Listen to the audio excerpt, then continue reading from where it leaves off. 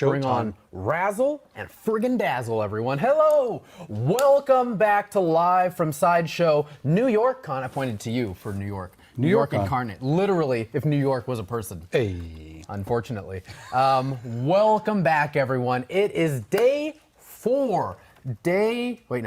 Let's just do that's fine. Day number 4. We're so happy to be here. I hope you guys have had so much fun. Me and Guy had a blast taking a look at all of the items that we had in here. We added some hot toys in. Oh, we added some hot toys in. That Spider-Gwen, the Death Watch Mando. And which Rex. And Captain Rex, right back there. And then Alan made a liar out of me. People were like, oh, I want to see that Chun-Li. I want to see the Chun-Li. I'm like, we don't have it. Stop asking. And then he literally put it right there. I was like, what are you doing, Alan? Didn't. He actually just ran all the way to PCS to make you a liar. Yeah. Because it's day 4, everyone. Day 4, that's how we roll. So happy to have you guys all here. Now, you still can go to side.show/NYCC. And while you can't register anymore, you can see any photos we posted, any, giveaways, product, any amounts off. What's the word? I'm like, discounts. Discounts is the word I'm looking for. We've still got discounts available there and all sorts of other things. You can still also go to spooktacular.com because that is coming up real Register for soon. that. Oh, and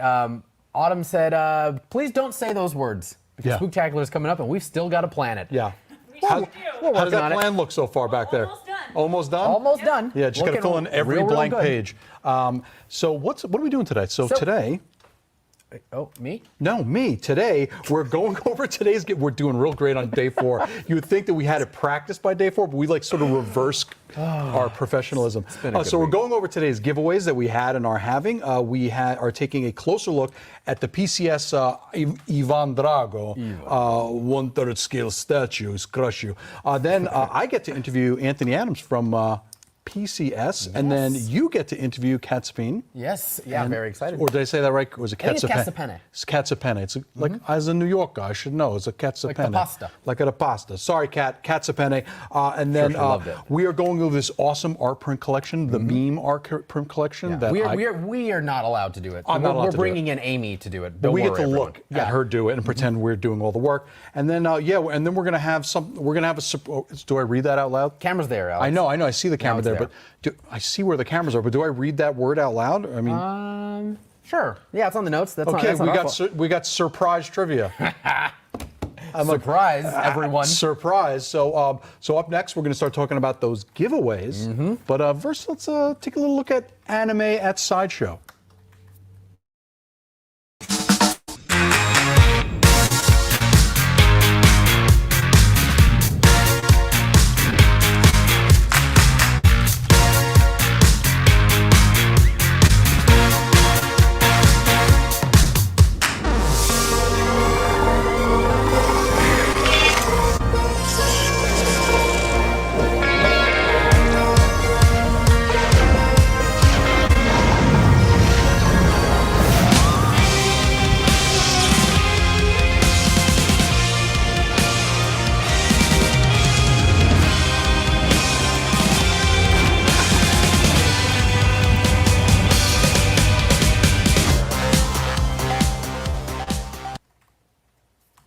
Hey everyone, welcome back. You just missed cameraman Michael doing his Naruto run. It was impressive, I'll tell you. First of the lunch line constantly. I like how the end of that wrapped up with like all the Demon Slayer stuff because I've become obsessed with Demon Slayer.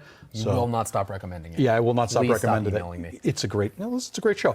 So we're going to talk about some of the giveaways that have been happening or are happening, have happened in all tenses of the word. So today is the last day to enter the, throw it up on screen there, the Aquaman from Justice League. We have a Gleam. Go to side.show/NY Aquaman 21. You have until, I think, 11:59 tonight. Let me check both of my watches. We are not there yet. So that's for the sold-out Justice League Aquaman. On either watch, huh? On either watch. We're fine on either watch. We're fine on either watch. I mean, it depends what country we're in. But and then we have an upcoming Flash giveaway. Do we have that? That's coming up on our Instagram page, Sideshow's Instagram page, at Sideshow. About 2.5 hours. 2.5 hours. That is for the Wonder Woman Deluxe. Look at that. The 101 DLX 1/10 from Iron Studios. That was really, you really got that out really fast. I would have stumbled on that. So make sure to go to Instagram.com/sideshow to get ready to enter that. Then we have 3 gleams coming up next. You know, This is such I'm sorry, such an old head sentence to say. Go to Instagram.com. Like http://www. You know what? I am done, sir. If you don't know what Instagram is, and you have to ask Google, take me to the Instagrams. Okay, if you don't want it said out loud, don't put it on a piece of paper in front of me. That's true. I totally Ron Burgundy'd that. No apologies. Day 4, everybody. Oh, goodness. Everyone make fun of me. I'm okay with that. So we have some upcoming gleams for the 8th, 9th, and 10th. I want to bring these up here because these are fantastic. Yeah, these are really for the 8th, bring it up one of the image. We got the Merle Dixon 1/6 scale figure. This is sold out. This is long sold out. Yes. So this is going to be an exciting one, which I don't even know if I don't want to read the URLs out loud because I'm going to get made fun of. So go to side.show/NY Merle 21, but you're going to want to wait. Obviously, that's going to open up on the 8th. On the 9th, we have, there he is. Where is he? The pencil pusher himself. I'm thinking he's back. Yeah, I'm thinking he's back. So we got the pencil pusher himself, John Wick. That's going to be on the 9th. That's side.show/NY Wick 21. And then this one is my favorite. We've got, boom, Yes. Hot Toys Black Panther. Sold out as well, right? Very sold out. Very sold. Not just sold out, really sold out. And like legitimately hard to get. Yeah. So you're going to go to side.show/NY Panther 21, but that is for the 10th. And then we had a crowd per giveaway challenge earlier today for the Bucky Barnes 1/6 scale by Hot Toys. I think, is that also sold out? Or is that waitlisted? The Bucky's probably waitlisted. Probably, it might be sold out, but I think it's waitlisted, yes. I have it, so I'm not worried. So we had everyone go and show us their Vibranium. It was called My Branium. Show us your Vibranium arm. Let's see our winner. Boom. Look at that. My Branium. He's got his little envelope. He's got his arm. Oh, And there's a caption here. It says, #My Branium arm is comprised of an aluminum foil tray from a metallic look, absorbent pads to absorb all the impact. This light is super bright. Yeah, and that's the his best monitor arm for it will to be take on. away from my body. Lastly, I added a hand, of course, from a therapy tool I have on hand, like that pun. Yes. Boom. We sure do, Andrew F. He had another hand on hand. I liked it. That's fun. Yeah, that's fun. So there's our winner. So make sure when we have these giveaways, you participate because he gets to go home with the Bucky 6 scale. He sure from did. Infinity War by Hot Toys. Congratulations, man. That's great. Yeah, and again, really hard piece to get your hands on. Yeah. Even though he seems to be covered in the hands and puns. Yes. I did see a comment from someone really quickly that I think while we have a captive audience here, while Sideshow New York Con, our last day of live events is today. New York Comic Con does technically start today, going through the weekend. Keep an eye on our social channels. We will have some giveaways and some other fun stuff. But as far as like the booth goes, and as far as live things like we're doing now, today's the last day for all of that. So if there's anything that you'd like to say to me or Alex, today's the last day to air your grievances. Please. That's exactly what I wanted you to do, is to open them up to that. Thank you, Paul. Yeah, we sit around with that therapy hand and we just read. Yeah, that's fun. All right, where are we at here? So we have very soon we are going to be taking a look at the Ivan Drago 1/3 scale statue by PCS. Me and Alex are going to have it right here. Ivan Drago. And if he dies, he dies. All right, we've got a showcase for. Those are not ours. Yeah, no, definitely. Yeah, no, they are prototypes. He was pointing to me, but anyways, Alex, it's fine. Up next, we've got a showcase of Soundwave and Ravage, the DLX figure by 3-0. Enjoy. Hi everybody, I'm Guy Klender, and today we're going to be taking a look at 3-0's Soundwave and Ravage. This is the 1/6 scale figure, and these are die cast. These are absolutely beautiful, and this continues the line that they've been doing from the Bumblebee film. With over 80 points of articulation, this figure can do things that no other die-cast figure can do. And the attention to detail. We're going to take a quick head-to-toe look at all that goes into it. All of those little mechanics, the bits of grime, the scrapes, the battle-worn, the rivets. Everything about this is absolutely spectacular. Every little thing on here seems to move. We're going to go over quite a few of those right now. Now, as I said, this is Soundwave and Ravage, and you may be asking yourself, well, where is the other figure? And that's where it gets interesting. Drop down the chest panel. Ravage is right inside. Now we're going to take him out and transform him. Now take a look at the detail when he's in his closed form. There's that familiar Decepticon logo. And this is going to turn into the trusty sidekick. I'm going to pull down the legs here. Spin the others forward, like so. You'll notice that these are all articulated. Tail swings out, and the head lifts up. And the last part of his transformation, this piece here, flips up and closes over the neck and shows up as the chest. Now, not only was he a great hunter, he's also weaponized. So let's add those there. Ravage comes with 2 rockets that attach onto the back legs, one on each side.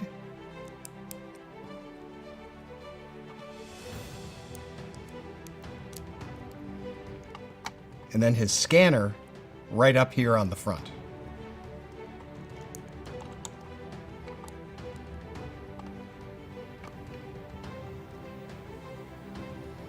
Look at how detailed that is. For something so small and that completely compacts and goes into the chest is amazing to me. Look at that. Even has an articulated jaw. Legs all independently moved. They're on a ball joint connection on the top, and then the individual feet move, as well as the knee joints to it. And the hips as well, and the back, rear end, move independent as well. This is a spectacular addition. 3-0 has been giving us so many interesting things out of this Bumblebee line. And each one gets more and more detailed, more and more intricate, and does more and more. Now we're going to move Ravage out of the way, and let's take a look at some of over the 80 points of articulation that we have here in Soundwave. Right up here, we have his famous shoulder cannon. This is articulated back here. That's all made out of die cast. The amount of die cast in here is amazing. The arms, you're going to be able to lift those up fully. And the elbows bend completely. Now, one of the things that's really impressed me with these Transformer figures has been in the back. When these transform and turn over, you're seeing even more detail all the way through. Now they come with a stand as well, and you'll remove this back part here, it keys in there, and then you can have them up in the air if you so wish. Now I want to show just a few of the ranges of motion that you're going to get in the legs. Watch when you pull out to the side how that panel opens up. Also, you can ratchet all the way back. You see how that opens and shows even more detail. 3-0 has just done an amazing job with these figures, and I'm so glad that I get a chance to show them off to you. This has been the Soundwave and Ravage DLX by 3-0. If you'd like to pick this up for yourself or someone you know, click on the link below. Thanks for watching, everybody, and don't forget to let your geek side show.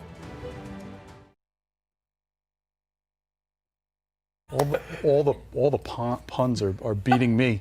Hello, everyone, and welcome back to Live from Sideshow New York Con. If you're just joining us, welcome. My name is Alex. This is Paul. Wow, I did not do that. I did not do that on by purpose. accident. He deliberately, he looked at me and he was like, I just called you Alex. That's amazing. My name Take is Paul. it from the top. This is Alex, and this is Ivan Drago. Let's hear what.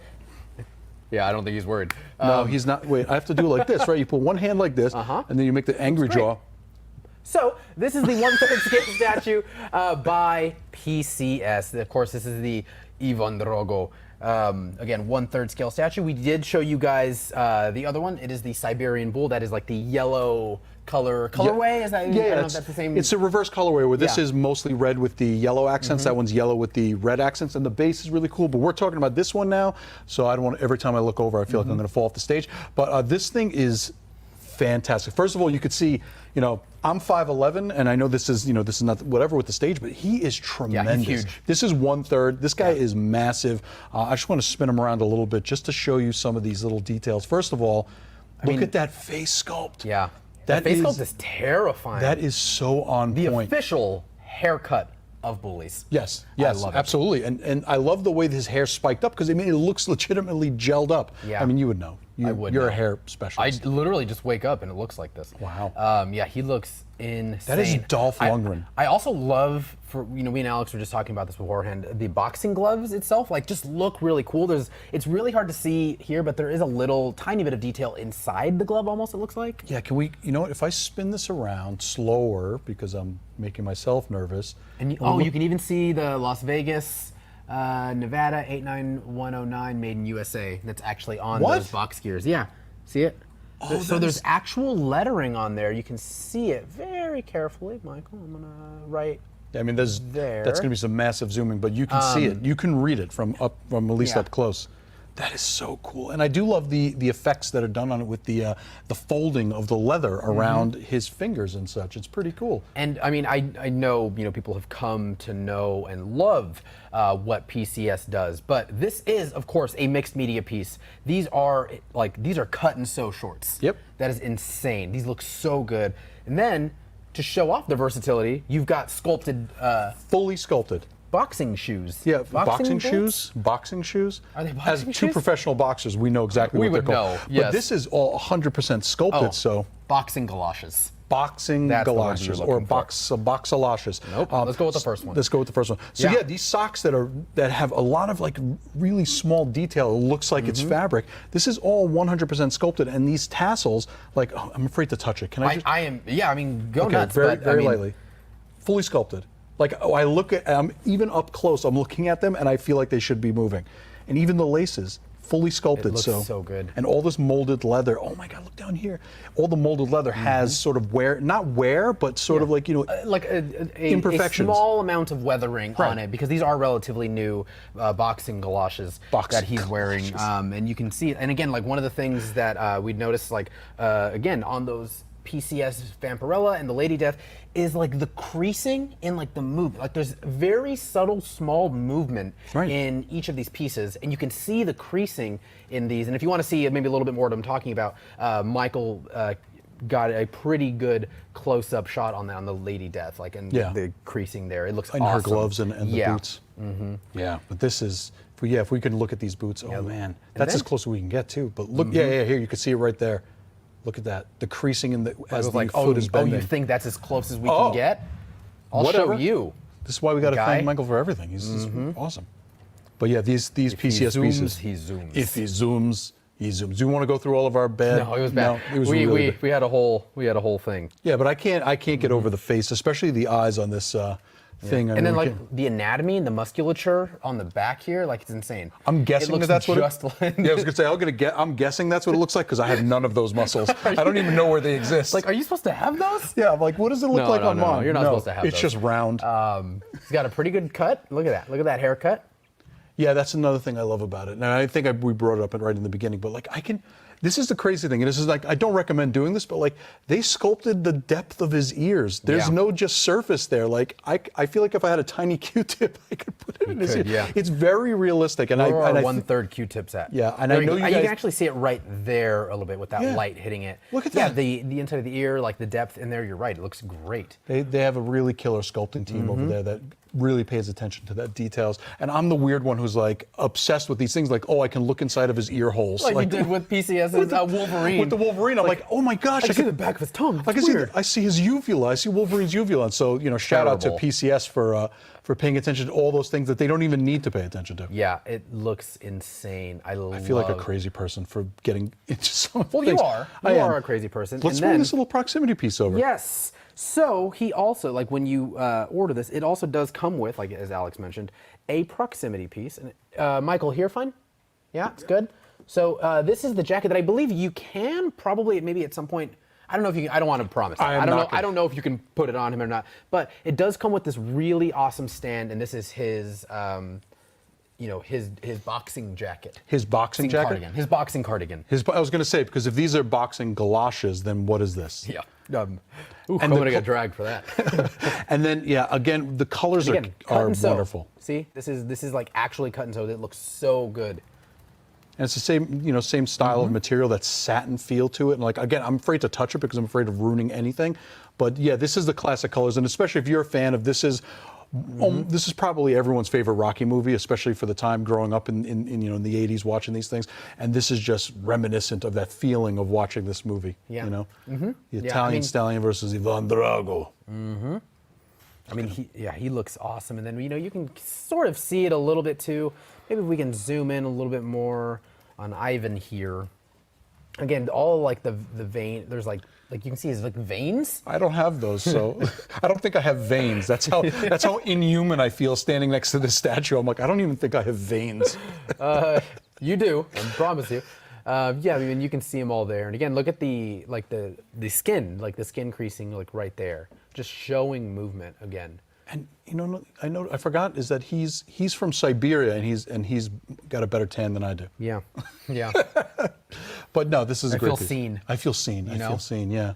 Well, this, anyways, I could go on and on about this piece. PCS has really been knocking it out of the park.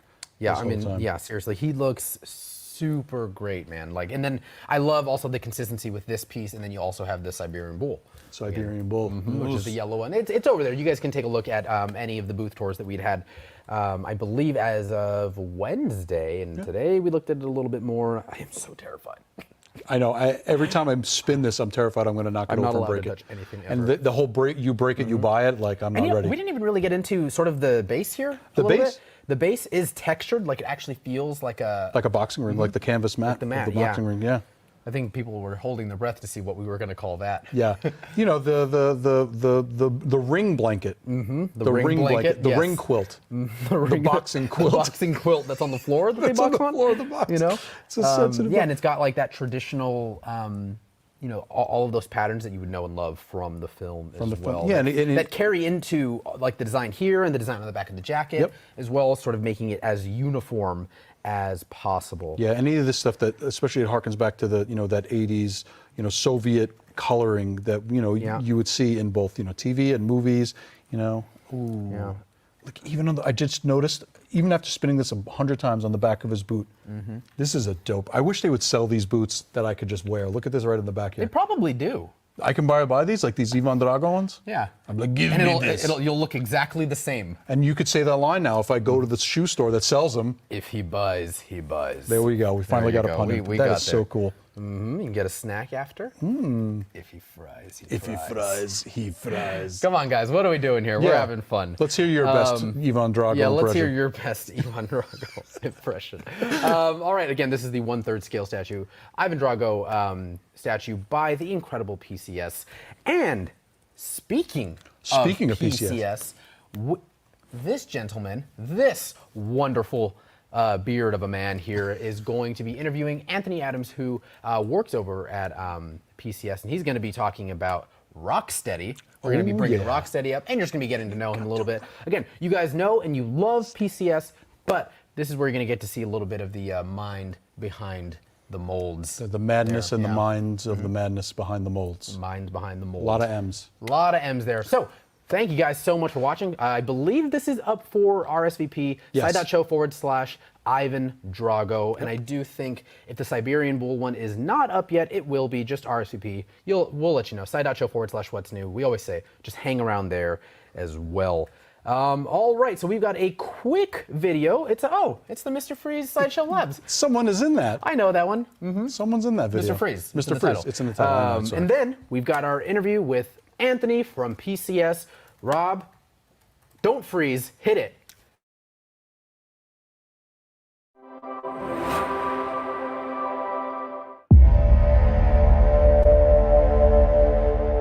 Today we're going to take Sideshow's Mr. Freeze premium format figure and freeze him in a 150-pound block of ice.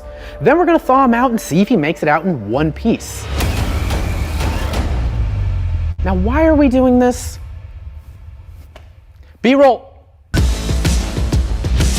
We're using 15 gallons of distilled water, and we're gonna pour all of that into a cooler that we borrowed. Now I'm sure you're wondering, why are we using a cooler? And that's because in our research, we found that if you pour it into an insulated cooler, the distilled water, all the cloudy particles will be on the bottom, hopefully leaving the clear part where you can see Mr. Freeze. Now once all the water's in, we're gonna leave him in the freezer. I think it's time to pop in this freezer and see how Mr. Freeze is doing. Let's go.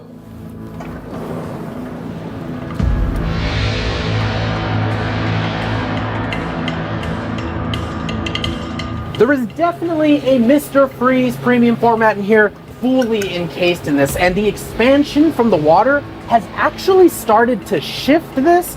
It bubbled at the bottom. He is fully entombed in ice here. Kind of ironic. Normally Nora's in this position. We got Victor here. Yeah, look at that. All right, I think it's time to break them open.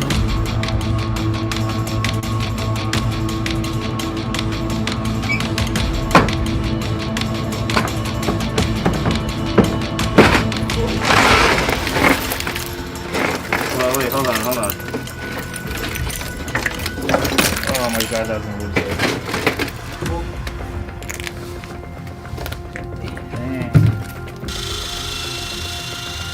So what we're doing now is the team is flattening out the base, because as we popped it out of the ice chest, we're getting as flat as possible. So when it sits on the display pedestal, it's flush and flat, it's no problem.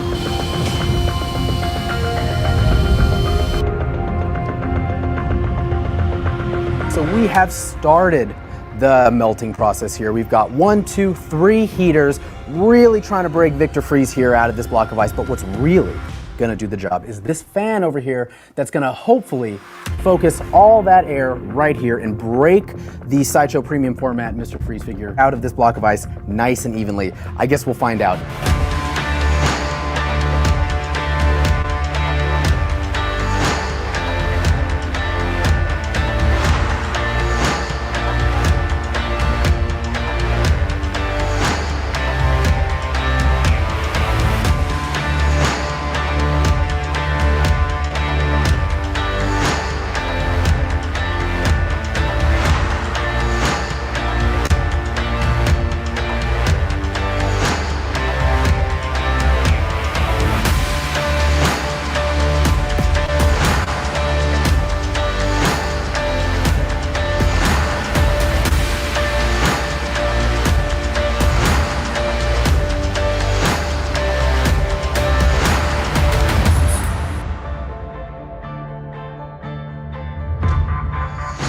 We did it. It only took 11 hours, but he's fully defrosted, completely thawed out, and he's perfect. He looks great. The glass, which I was the most worried about, is perfect. It's intact, and again, just because he can withstand 150 pounds of ice doesn't mean he should. Please do not try this at home, but let's be honest, we all knew. The ice never stood a chance against Mr. Freeze.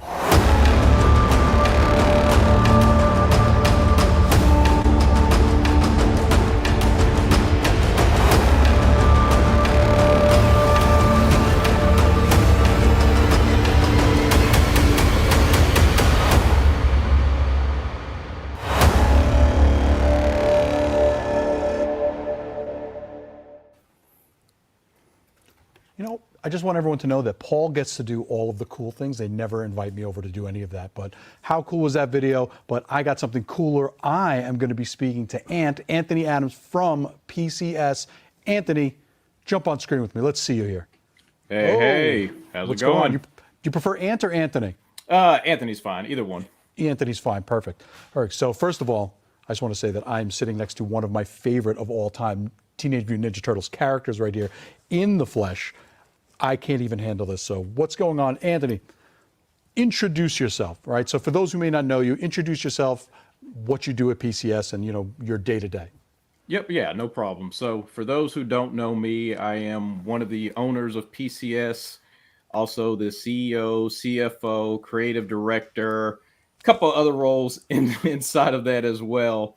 It's a lot of hats. Oh yes. I try to change them as many times as possible to stay busy. So we'll try to keep that going. From a day-to-day perspective, I would say it varies day to day, just given the different hats and roles that I take on.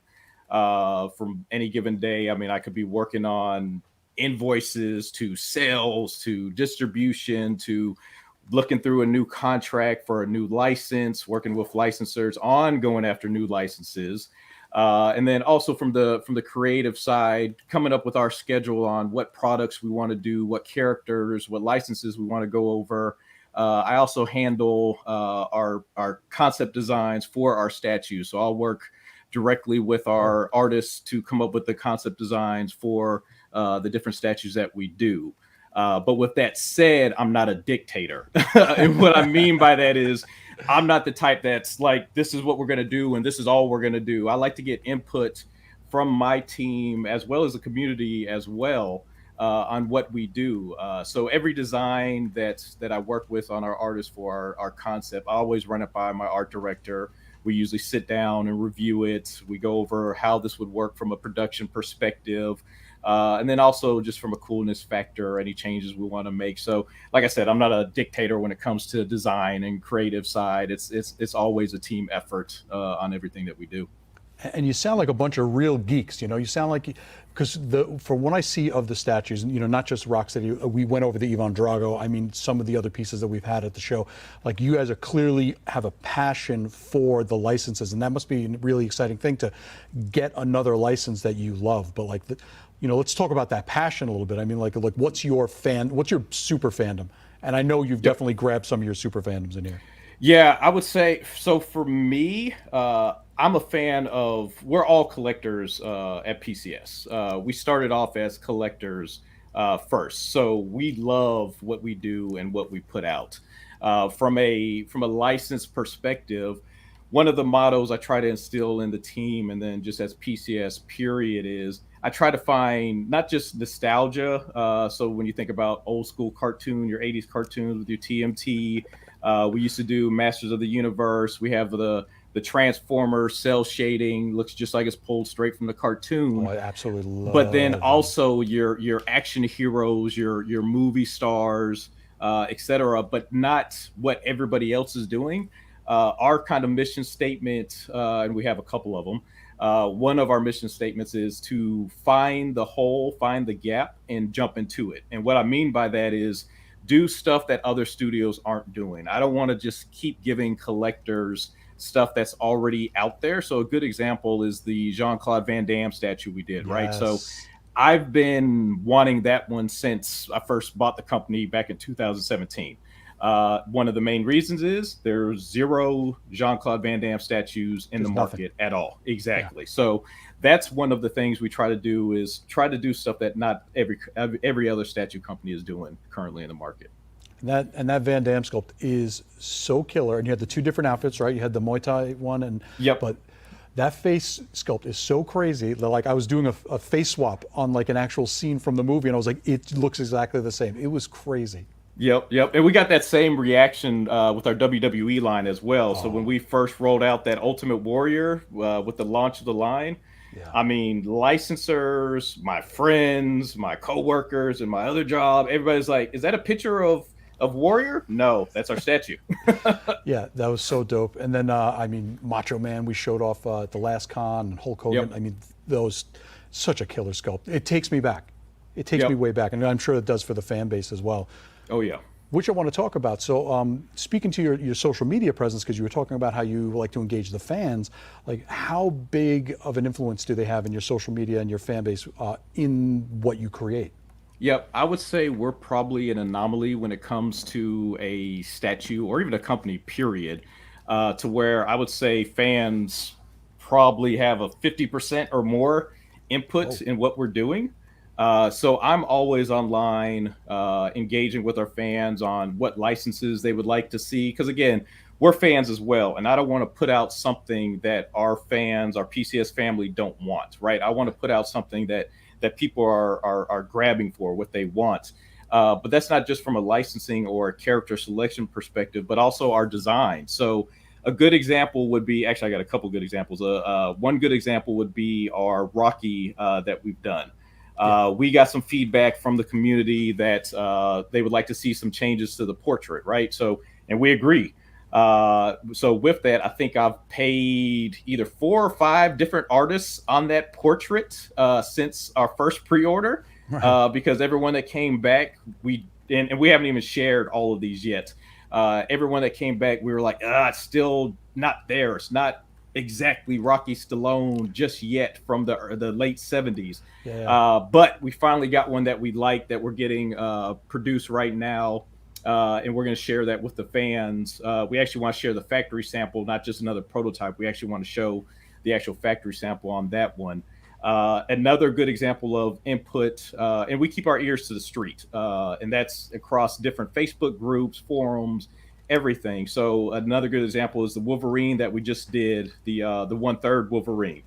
Right. That thing was crazy. I got to cut in real quick. That thing was crazy. And like we were talking about before, like I was actually looking in his mouth. I'm like, I could see his tonsils from here. Like, I could show that to a doctor and be like, yeah, can you see what he's doing? How's he doing health wise? That was crazy. Yep. And that's another example of going into the gap and jumping into it. Right. So there wasn't a lot of, or any 1/3 Marvels. Right. So that's the license that we went over. So with that Wolverine, we've already gotten feedback based on what you guys have shown. They're like, oh, the head looks a little big around on the top. And given that his head is tilted down and it's big yellow, it does come across looking a little bigger. So we're actually going to adjust that on our tools that we send to China for final production. Right. But then also we saw some feedback from collectors saying, oh, it'd be really cool if there was like a swap out portrait with the snarl instead of the open mouth.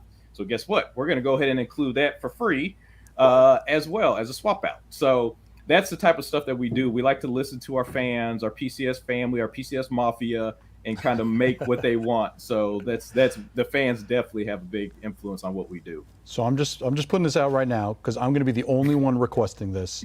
I would like a Sly Stallone from Rhinestone on his final appearance up on stage. Sly Stallone from Rhinestone. Cameraman Sam is in the back. He's excited about that. And of course, I want a whole Guar line. But it's not going to get produced because I'm the only one who wants it. But that's fine. I'm just putting it out there. There we go. At least Sam will buy Rhinestone. Me and Sam. You got there we two go. orders. I got 2 sales. There we go. So, I mean, I want to go over this Rocksteady real quick before I had one more question for you. But I want to go over this Rocksteady real quick. So this is straight out from the cartoons because we've seen Rocksteadies from the comics, Rocksteady action figures, and 6 scales from the movies. But this is from the actual cartoon. So this must have been a lot of fan input, like you said, from your team and them. Yep. Oh yeah. And I'm actually a little sad because we actually wanted to have Bebop there at the show with Rocksteady. Yeah, and he's already done, but we couldn't get him painted in time for the show, so he'll be a little later on the pre-order. But yeah, no, Rocksteady. This line right here. So this is a good example of my nostalgia, right? So I mean, I grew up in the 80s with these cartoons, and when we first launched this line with the Turtles, I try to tell people, I was like, look, you're going to want to get on this line because we're going to go deep. We're not going to just do 4 Turtles and then call it a day. We're going to go deep. And I come to find out yesterday that the Turtles, like on the eBay now, are going for like $1,300 a pop. Yeesh. So I'm like, so you guys should listen. You have to buy it in the aftermarket for more than double the price. But this is a good example. I mean, this brings me and our collectors, I mean, right back to your childhood. This is straight out the cartoon, straight off the screen. Rocksteady, just like the Shredder that we've done. Yep. We got Bebop coming down the pipe, and then we got Crane coming right after. So, I mean, we're going to keep going with this line as long as our fans and collectors support it. And I mean, this is displayed in my house. Yeah, Bebop and Rocksteady are going to be a necessary piece of my collection because there's so many different ones that have passed me by, and I get that FOMO. But now I'm like, I'm seeing a prototype. I'm ready to go. I'm ready to order this. So there we go. Got one. Here you go. Bam! Another sale. I'll take it. So before I let you go, I want to talk about the reveals. So we had a lot of really great reveals, and I know you talked about Rocksteady and anything. Is there anything you want to talk about? Any other upcoming projects that you want to give us a little taste of what's going on? Actually, I can give you a couple. So from a reveal that you guys have already shown, so the Chun-Li wedding dress that you guys Gorgeous have piece. there, we're actually going to do a red and black version as well. So that will be, That's so my favorite color scheme. Not even Yep, kidding. mine too. Ring. Most of the people that know me know I'm a big fan of red. My name actually on Facebook used to be Red At until Facebook kind of nixed me for not being a real name on there. But yeah, so we'll do that red and black goth version of Chun-Li, pre-order coming in early November. That's going to be awesome. We're actually going to start doing anime. I'm working on a couple licenses now, contracts.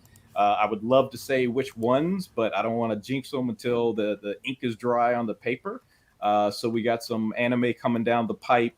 For the fans of Vampirella and Lady Death, we're actually going to be doing a third scale Purgatory and Deja Thoris.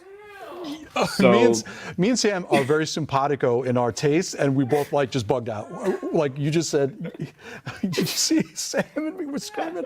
I'm like, Purgatory sold. Yep. So that's gonna be awesome. And then this is actually this isn't necessarily statue related, but fans of PCS, fans of Street Fighter will probably really like this one. We've actually been tapped by Capcom and esports to design the trophy for the Capcom Cup in 2022. So the Capcom Cup in Sam, you want to come up February. here and do this interview? Sam is in the back freaking out over everything you say. That's awesome. So yeah, we're super geeked about that one. I mean, that is a privilege to be able to design that trophy for Capcom. We're really excited about it. So I mean, that's going to be really awesome. So I mean, that's a testament to what you're doing, right? Because I mean, you're getting the fan feedbacks, you're making the pure fan love, and then it gets all the way up to Capcom, dude. That is crazy. Yep. So that's going to be a good one. We're looking forward to that one. Well, I'll make sure to take care of. Listen, I'm just gonna say, Bebop and Rocksteady for my shelf, so make sure you at least reserve one of each for me. Gotcha. Purgatory for me and Sam. Guar for me, obviously, and Rhinestone for me and Sam. Got it. Got you down. Thank you so much. Thank you for all of these reveals. Thank you for giving us a little bit of your time, and appreciate it. Hopefully, we get to speak to you soon. Yes, Again. it was a joy. All right, Appreciate thanks it, guys. so much. Yep, thank you. Have a great one. You too. How cool was that? Oh, Purgatory! Purgatory! Sorry, I'm trying not to scream into my microphone here. So that was awesome. Up next, we're going to have some trivia, but first we're going to take a quick look at the Asajj Ventress Mythos statue. Check it out.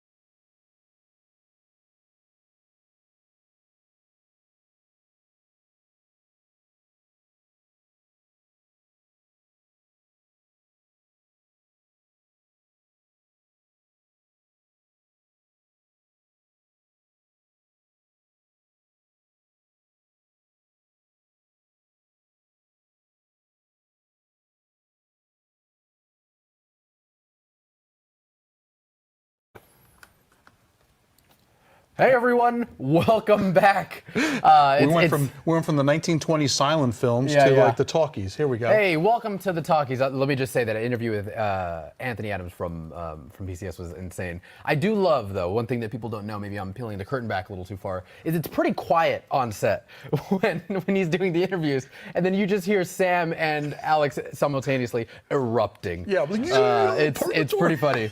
All right, well, as promised, we've got some trivia now. Well, Alex, what is this one about? This one is called Get Smart. Get Smart. Get Smart. So spelled incorrectly on purpose. Because I am smart. Rob, let's bring that up on screen so everyone can get logged in. So for everyone who's joining for the first time and doing our Trivial Cahoots, you're going to go to the URL on a device, in another tab or whatever, and you go to sideshow.live. Is it okay for me to say a URL again? Anyways, go to sideshow.live and you're going to enter the code NYBrain, New York Brain. It's like yours. Just like mine. I have a New York Brain. brain. And you are going to enter that in with your email address, your Sideshow account email address, because you know if there's a reward opportunity, that's the only way you're going to be able to cash that in. Boom. Boom. So, and also just want to preface a couple of things. First place is going to get $20 in rewards. Second place is going to get $10 in rewards. And third place is going to get $5 in rewards. If you had placed in the top 3 at any other time during the event, unfortunately, we're not going to, you know, we're going to bump everyone up. But you get to still have bragging rights. Yeah, you sure do. You know, but we like to give everyone an opportunity to get these rewards, plus lotteries and other fun things. So just make sure you're ready to go. All right, so let's see. We've got a bunch of people starting, so I'm just going to start. All right, let's get started. And again, remember, if you win first, second, or third place, you have to email social at Sideshow. If you win one of the lotteries, if we happen to do a random lottery, totally you're good. random. We'll take care of it. You don't have to do anything. Yeah. Okay. Here we go. You good? Yeah, Can I press hit the the button. button? Press the button. All right, I'm just making sure. You seem to be like really cutting into my time here. Well, you know, trying to get you out of here. All right. Good luck, everyone. Again, remember, if you have won first, second, or third place at any time this week, you're not Veritas, meaning truth, is the motto of which university considered the oldest institutions of higher learning in the United States? Man, that was a lot of words. Brown University, Harvard University, Columbia University, or College of William and Mary? You got to say Harvard. Harvard. Harvard. Wicked smart. Wicked smart at Harvard. I think maybe I'll go with Columbia. I feel like Harvard's too on the nose. You think it's I'm too going to on go the with nose? Columbia. All right, what do most people say? Most people said Harvard. Most people said Harvard. Correct answer. Damn it. It's Harvard. Listen, That's what I get. the 3 oldest universities in the United States are Harvard, William and Mary, and St. John's. Oh, okay. But so I wasn't even in the top 3 You there. weren't even in the top 3. You are a definite bottom of the pile. Yeah. Question 2. The phrase alma mater comes from the Latin meaning nurturing mother. What does alumnus mean in Latin? Does it mean former student, graduate, foster son, or historical family? Alumnus in I love how it says Latin. in Pig Latin, you are dumb. She's speaking directly I don't to know. me. A former student. Again, on the nose there. On the nose. Okay, we're Either- going it's either A or D, I think. But A or D. All right, what did I'm going most with- people say? Most people said A with 41%, which is a Okay. former student. What's the correct answer? The correct answer is C, foster son. I did not know that. Yeah. That's fun. That's fun. We're all. This is the whole point of this is so we all get smart. We're Yeah. getting smarter. Good luck, everyone. Good You're luck. learning something. Learning. Something to talk about around the water cooler. All right. Next question. The Rhodes Scholarship is an international postgraduate award for students to study at which famous university?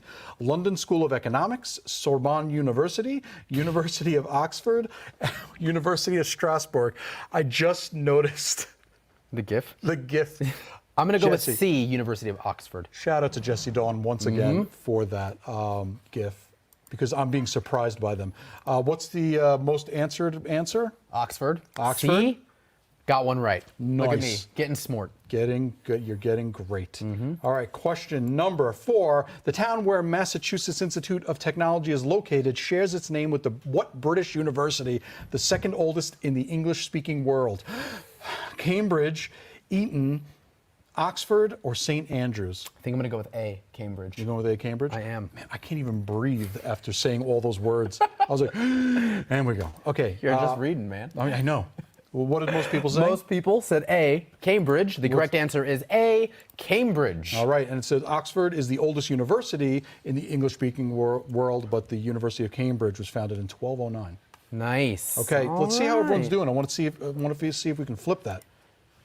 Solo Rebel, who did not win but almost won last time, right? Or Solo Rebel? Real close. Real close. Yeah, I don't know if Solo Rebel Web- has won yet. Solo Rebel. Anyways, Stowe Fur is in second place, and Richard is in third. So Nice. I just don't know if that Richard. Either way, when we get everyone to email in, I'll be able to see if we We'll have figure it out. multiple things. Anyways, okay, all right, and I'm getting told to shush. Last question. Founded in 1479, what is the second oldest university in Scandinavia and ranked as one of the top universities in the Nordic countries? Is it Lund University? Is it University of Copenhagen? Is it University of Helsinki? Or is it University of Oslo? I'm going to go with Oslo? I don't know. Oslo? Yeah, I'm going with Oslo. Okay. Feel like I'm not right. I tried to do my friend from Finland. I was trying to do her I'm just trying accent to and it break wasn't 500 working. here. Yeah, all right. What do most people say? Copenhagen. B. Copenhagen, yeah. The correct answer is be It's in Fakia, so Copenhagen. That's a great accent. I'm glad you're doing it live. I'm glad I'm doing it live. Sweden's Uppsala University was founded just 2 years earlier in 1477, making it the oldest university in Scandinavia. Oh, well, look at that. I want to go to Uppsala. So smart, me. Beautiful out there. Anyways, I am going to tell you who is the top three. Solo Rebel, Stouffer, and Ralph. Ralph came up in the big upset, knocked Richard out. So Ralph, you are in third place for $5. Stouffer, you are in second place for $10. And Autumn's walking over before I say that Solo Rebel is in first place for $20. Email social@sideshow.com what you won, where you won it. So, What? So we did a challenge again. We did a challenge. Yeah, and they did. They met the challenge. Okay. We got 1,000 live viewers. So we're going to be Hey, doing everyone. Everybody Wins All right. lottery for $6. All right. Everybody. Everyone. Yes. All right, so I'm going to delete the one that says everyone gets $100. Nice. Delete that Delete. one. Yep. Okay, so Now- I guess Yeah, they know what they did. they know what they did. In rewards. And Well, this- congrats, how many people everyone. are watching? I don't even know. How many people are playing along? your Okay, job. there we go. Yeah, you tell me. Yeah, and remember, if you won first, second, or third place, email social@sideshow.com with what you won, where you won it. A screenshot of you winning first, second, or third place usually helps. It doesn't hurt. And if you win one of these lotteries, well, you should. You should all do it. don't, You don't need to go do anything. home. And Yeah. they are not going to be in your account right after the Yes. show. It's going to take some time. Yes. Okay? So if you get a lottery, you do not have to contact us. If you Nope. get first, second, or third, you do. Yep. Okay, so Everybody get that? I just ran it.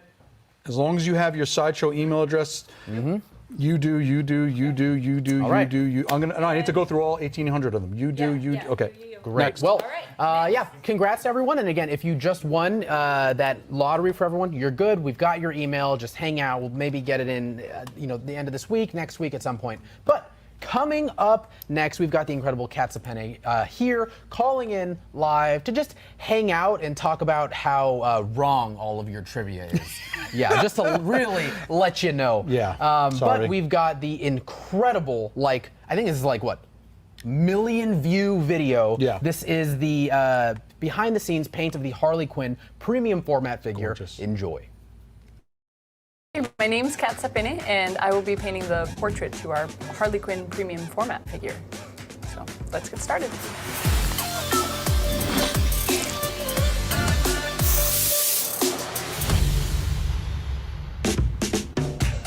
I've mixed up all the colors that I'm going to need to get this done. The goal here is just to make sure that you get a solid coat of paint. I'm just spacing out the skin tone. I'll do a couple of coats just to make sure that I have a solid color on the entire face. I'll go ahead and seal her up.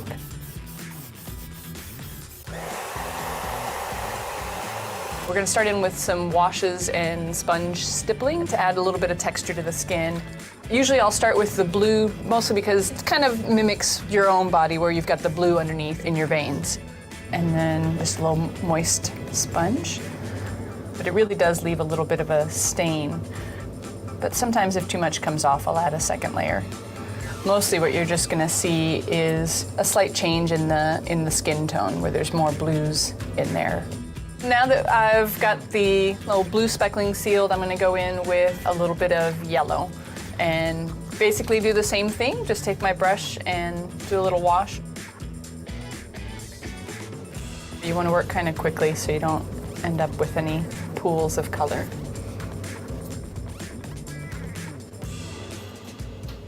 We've finished off with the yellow, doing the sponge stipple. I'm gonna move on to doing the red, and that one I'm gonna do with the airbrush.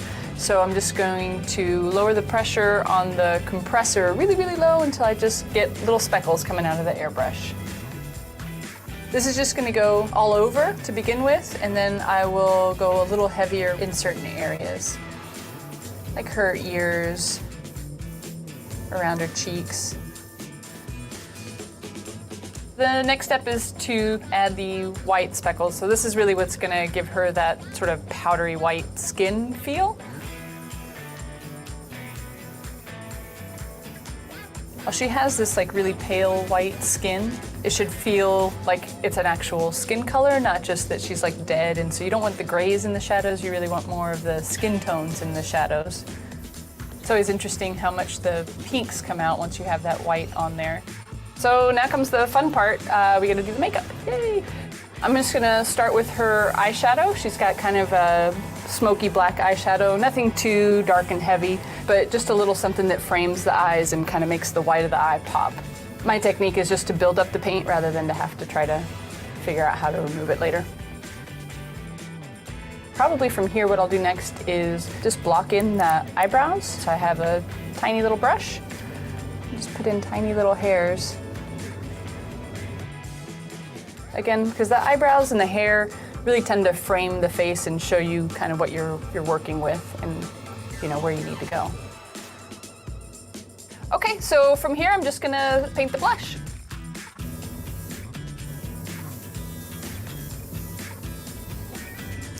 Maybe later we'll add a little bit of blush to the chin, but I'm just gonna leave that off for now. You always wanna make sure you step back and take a look at the thing as a whole. Sometimes you get really focused and once you step back you realize like, oh geez, like she's got a ton of makeup on. It's always best to just do a little bit at a time. I'm gonna go ahead and paint in the white of her eyes. I have my sclera color. It's an odd, very pale gray color. On a figure like this one where she's got pretty large eyes, you don't want to just look like they're glowing. I'm gonna grab my base color for Harley's flesh and my blush color, and I'm gonna mix them together to make that like little tear duct in the eye, just to add a little more life to the eyes. I kind of overdo it a little bit. I'll sort of overpaint the area and I'll kind of cut back in with the mascara and eyeliner, because she's gonna be pretty well made up. That's all you're looking for. I'm gonna do the lower eyeliner now, and I'm gonna start off with a gray. That's just sort of to block in where I want the eyeliner. I'll go back in with black later, but this sort of provides me a little bit of a safety net. I'm gonna go in and paint those upper lashes in black.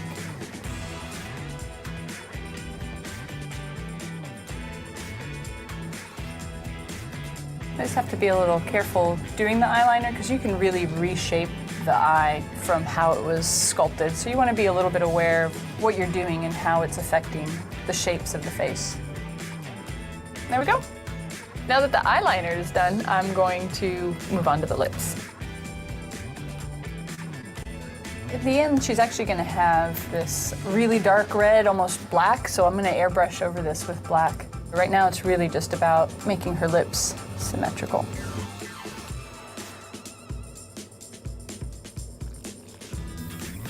I'm kind of aiming for just inside the edge so that the overspray onto the skin is really minimal, and it just sort of gives a softer edge to the whole thing. Now I'm gonna add a little more intensity to the black, but I'm just gonna do it by hand so I don't have to get it all over the face. All right, so now for the final touch on the lips, it's just sort of a glossy clear red to boost the highlight. The nice thing is that since this is glossy, once it dries, it'll keep that pop to it. So now I'll pencil in the eyes. I always like to have the head on the figure so I can really get the eye direction kind of dialed in. So her eyes are blue. I'll start with a darker slate blue. And then I'll go in with a fine brush and do all the little details with some lighter colors to really give it a more realistic look. And then now I'll just go in and put a little white dot in there. The last step here is just going to be adding a little bit of rosiness to the inner corner of the eye and a little bit on the outer corner of the eye, just to simulate just that subtle redness that you have in the eyes. Now that we're finally done with the face, yay! I'm just going to go in and get started airbrushing the hairline just to keep it a little softer and edged, and then we'll go in by hand and do some little hairs. Kind of like the lips, I'm not actually aiming for the edge right here. I'm aiming in a little bit and just letting the overspray blend it out.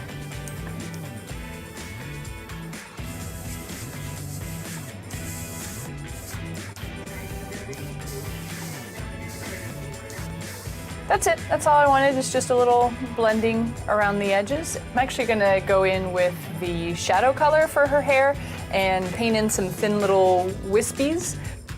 They don't just stop right where the sculpt edge is. I'll blend it over. Again, it just helps to blur the distinction between the sculpted hair and the skin. From here, I'm just gonna go ahead and base out her hair. Just make sure you're getting into all those little cracks and crevices with your base color. Again, you don't want to run into something later on that like, oh shoot, now I've got this white spot showing through. Now that I have the hair based out on this, I'm gonna do her pigtails. And again, I'm just like before when I was basing stuff out, I'm just looking to really hit all the little cracks and crevices.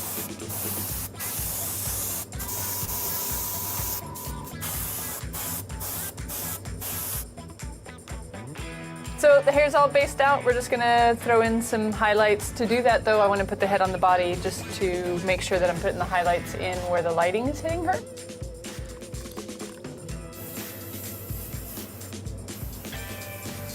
I'm just gonna take a paper towel and gently mask off her face. So, there we go, look at that.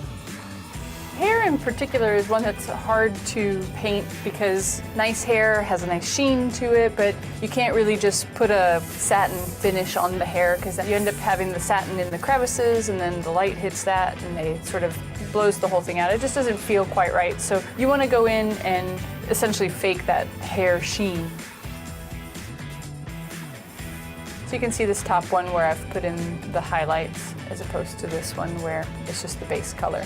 Now it's just time for the shadows. So with this part, what I'm trying to do is create a little bit of volume. So I'm going a little bit heavier in some of these areas and kind of following along the hair so that you get more high and low points, mixing it up so that, again, just it gives the hair a little bit more body.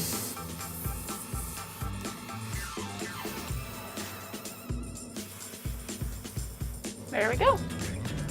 I'm just gonna add a little bit of this kind of a platinum blonde metallic color that I've mixed up. With her hair being so pale, that little bit of metallic shimmer will really help bring it to life. Kind of moving the brush across the grain of the hair, but also kind of sliding it down a little bit. That way it's just hitting the tops of the hair. So now that we have that nice little shimmer in her hair, it's time to just do the ends of the ponytails with kind of a pink.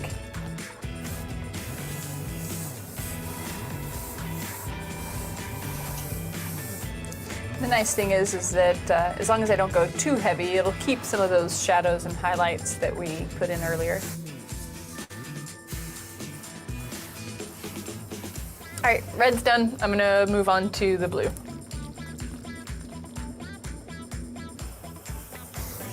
For the most part here, I'm trying not to go back and forth and just sort of starting out here and then sort of letting the paint disappear as I get closer to the ends. That way you get a good fade. If you kind of go back, you end up with a kind of a harsh edge.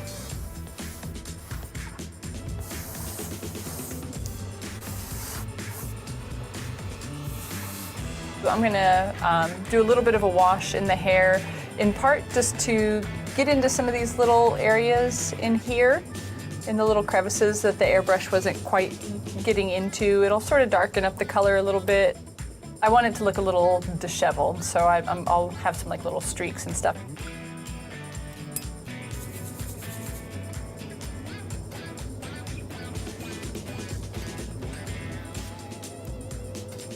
Basically, the last thing that's left is she's got a little choker. I'm gonna start with the little heart.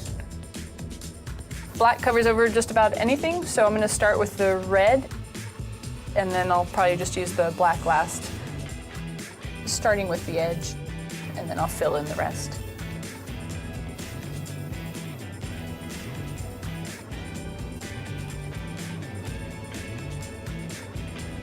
But now I just have to paint her buckle. We're gonna put a little silver on there, and we'll be done with the whole thing.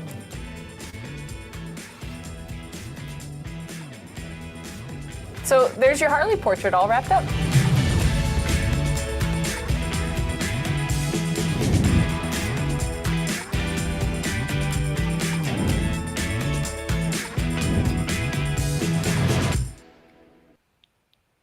All right, everyone. It doesn't matter how many times I watch that video.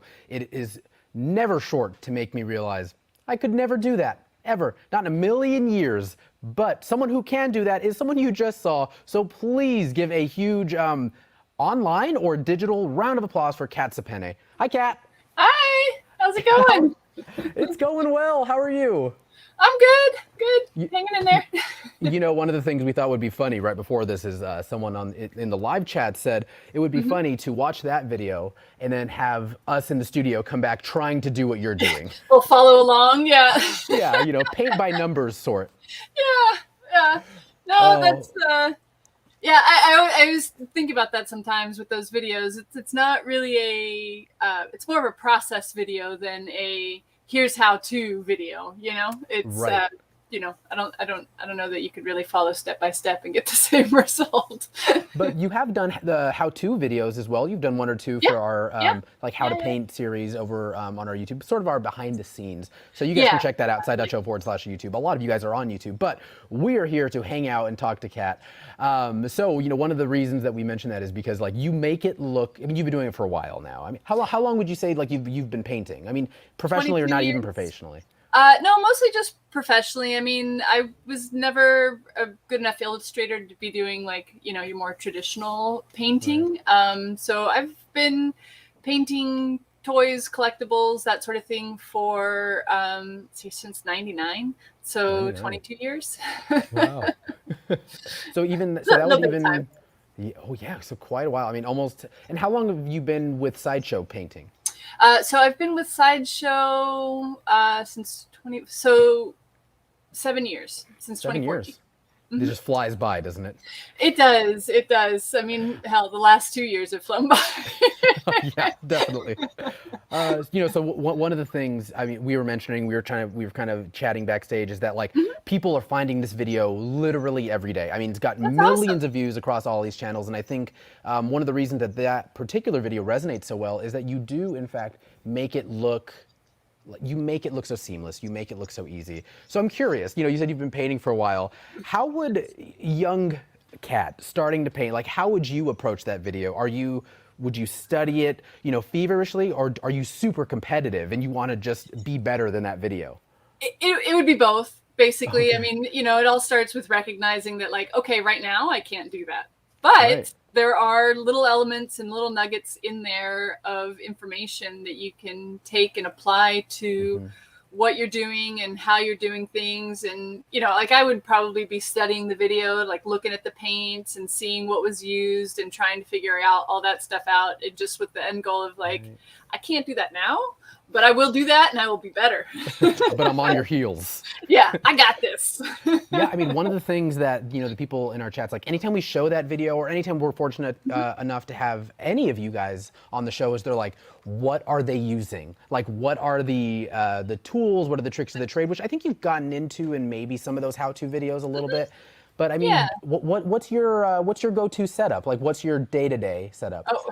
You can see it behind me. So I have my airbrush. I have I have a couple of airbrushes, but the two main ones, one that's sort of for base coating, and then the one that you see a lot in that video is a custom micron, which is all for the detail stuff. So I was using it for like doing the black in the lips and the eyeshadow and things like that. And just in general, even for shading, it's really good because you get a nice fine fade to things. And then it's all water-based paints really, because we don't have the time to let things dry. You just kind of have to keep going. So, you know, a blow dryer to speed that up even more. So it's unfortunately one of the main paints that we used to use. The company went out of business and nobody else really makes it.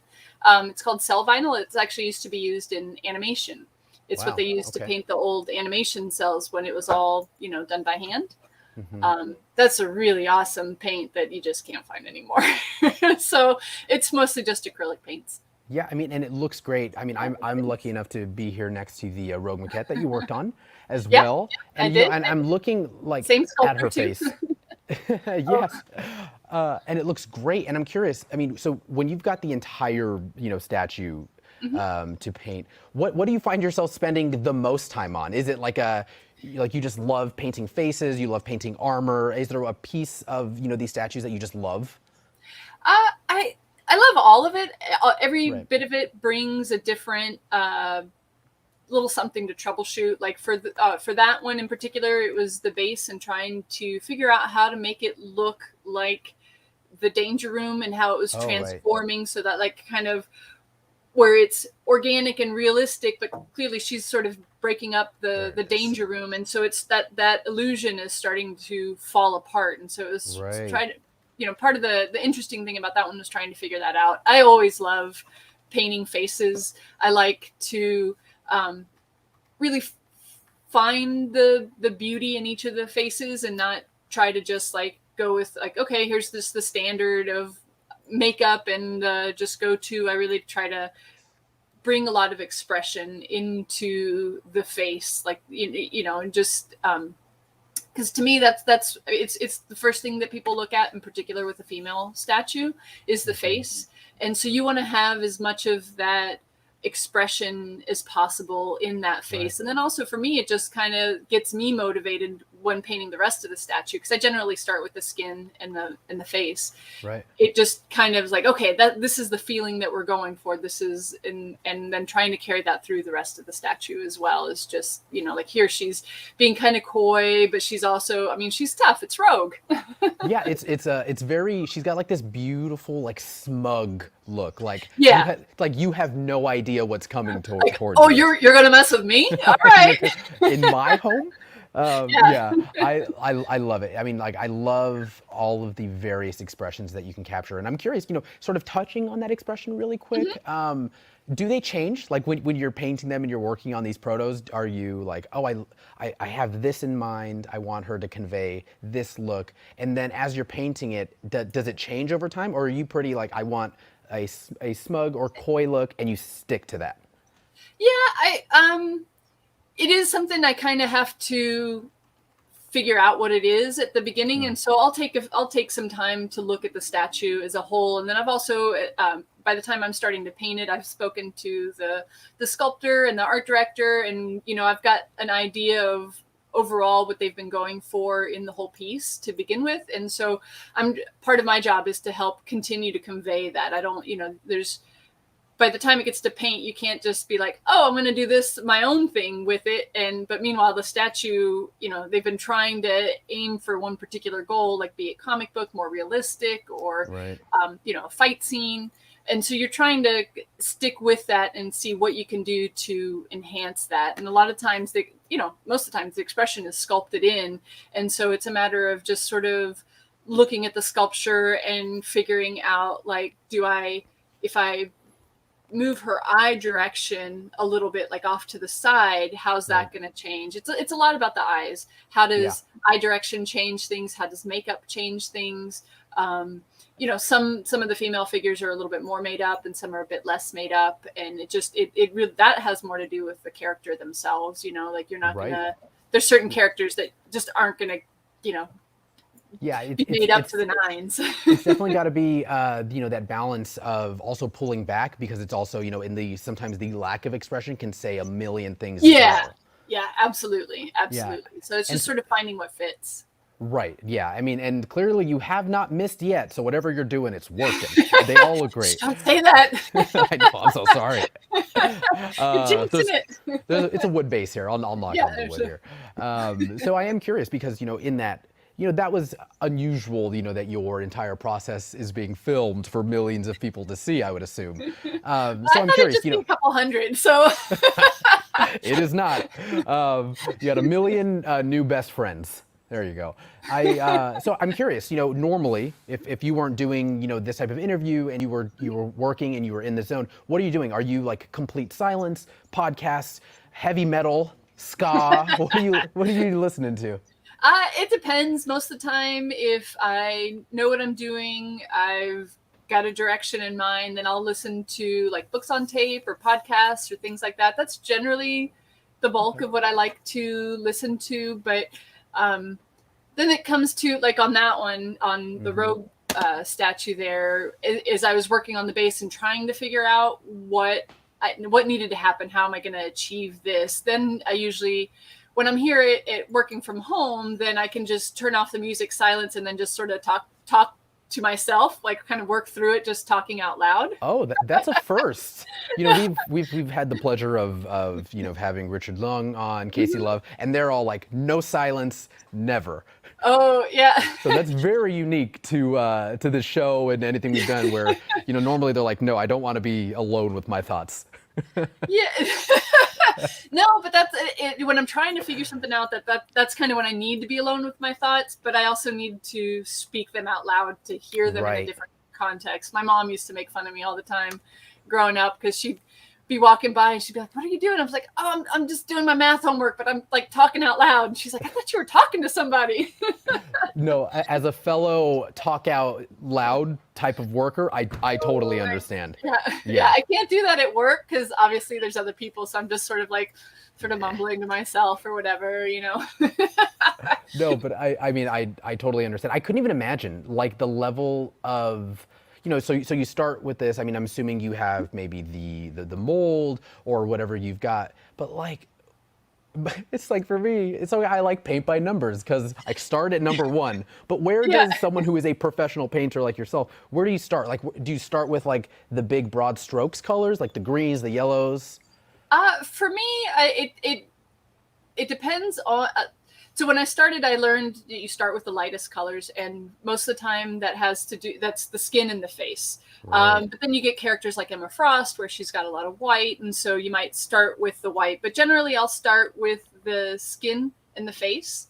Okay. Again, sort of because it just gives me a place to start. It kind of, I feel like I've taken a bite into the feel of the statue once I've got the face and the expression. It like actualizes the character. Yeah, absolutely. Yeah. It kind of brings it all together. And then I'll usually start with, continue on with the figure. So like Rogue, I would have gone into the yellows and started working on all those and then masked that off and gone to the green. And so, you know, it's a little bit of, there are some general rules that I follow like that, just like kind of start with the lightest color and go from there because, you know, kind of get darker and darker from there because the green's going to cover the yellow, but the yellow's not going to cover the green. You know, if I were to paint the green first and then put the yellow on top, you're going to see that green. And it's always, if I'm going for a more of an orangey yellow, it's going to be really hard to get to that if I've got that green undertone in there. Right. It's like salt with, you know, with food. You can always add some in, but you can't take it out. Yeah, exactly. No, that's the perfect analogy. I can add, but I can't take away sometimes, you know? That's interesting because I'm not, so are you like a traditionally trained painter or do you, have you sort of just found your way? It's been a bit of finding my way. I mean, I went to a liberal arts school and I did get a visual arts degree, but it wasn't a traditional art background. I always loved drawing and painting. And like I said earlier, or I don't know if I said earlier, but I was in animation for a little bit. I can't draw. That's not the place to be if you can't draw. I'm just saying what your can't draw versus my can't draw, I mean, it looks very different. Oh, it's stick figures over here. Don't worry. That makes me feel better, actually. Yeah, and I just kind of fell into doing this. I was working, like I said, at an animation studio, and somebody there had a kind of a side gig doing toys, action figures, and things like that, and they needed a painter, and I was living in New York by myself, and I was just like, well, you know, what else am I going to do on the weekends? And so I started out with that, and I just loved it. I loved that sense of accomplishment at the end of the day when I had stuff done, and that, like, you know, I mean, you know, I was learning new skills. I had never airbrushed before. Right. I thought it was like some cheesy thing you did with, you know, to make T-shirts or something. You know, I had no idea. And I love the process. I love the challenge of it. And, you know, and there was at the time a painter who, they had some examples of his work because they'd worked with him before, and they had some of his stuff up, and just the subtlety of his shading and highlighting. I was like, okay, that's my goal. I'm gonna get to that. I'm gonna do that. I'm gonna be that good. Yeah, it's always nice to have, you know, idols, and then just gotta try to beat them. Yeah, absolutely. And it's friendly competition. We were good friends, and you know, I met him at Comic-Con years later, and you know, we were good friends, and so it was always friendly competition. But it's good to have that goal, because otherwise, you know, you're just like, well, what is possible? You need to see somebody else do something pretty extraordinary and go, oh, okay, I get this now. I can. This isn't just this basic way of painting. There's more to this. I can do more with this. And that's throughout the 22 years has always been my challenge. What else can I do with this? What more can I bring to this? And lately it's been, what more of that sort of those traditional techniques can we bring into this, with some underpainting and adding more shadows and light direction and things like that, you know, everybody may not necessarily see when they look at the gallery, but it is there, and there is a difference between just painting as a whole or painting it as though there's a light reflecting on the piece. That force lighting. I feel like it really gives even a three-dimensional object more dimension. You know? Yeah, I mean, it's great. We were fortunate enough to have like Bernie Esquivel on, and he worked on that Dark Knight, and he's like, oh, it looks better with the light from one angle than another angle. So yeah, I mean, it's nice to hear that, you know, you guys all share that sort of that hunt to be better. Yeah, it's always, I mean, we have to keep in mind what the factories can reproduce, but man, they've been getting really good. There's you know, we see samples come through sometimes, and I'm just like, whoa, that's not what I did. Wow, okay. So it's really cool. It's you know, it's, if we can push ourselves, we can push them to do better, and I think that's really shown itself over the years. Right. Well, Kat, thank you so very much for taking the time out of what I'm sure is a very busy Thursday for you. I just finished a project. I'm good. Oh, just finished a project. It's time to pop a bottle of water, maybe? We're live. We'll call it water. Water. Well, congratulations, Kat. Thank you so much for hanging out. Kat Sapena, everyone, paint lead here at Sideshow. Thank you so much for hanging out. Absolutely. Thank you. It's good to talk to you. Bye, Kat. Bye. All right. I mean, again, the nicest person ever. I'm still waiting for someone to come on and say I did everything. Hasn't happened yet. But we have got a real fun treat for you guys. We've got Amy coming back, and she's going to be talking about those meme art print collections. We've got all of them in front of us. But before that, we are taking a look at the out-of-the-box video of the Alumnus, the Great Oracle, Court of the Dead PF. Enjoy. And welcome back to another Sideshow unboxing. Today, we're going to be unboxing Alumnus, the Great Oracle premium format figure by Sideshow and Court of the Dead. Let's get started.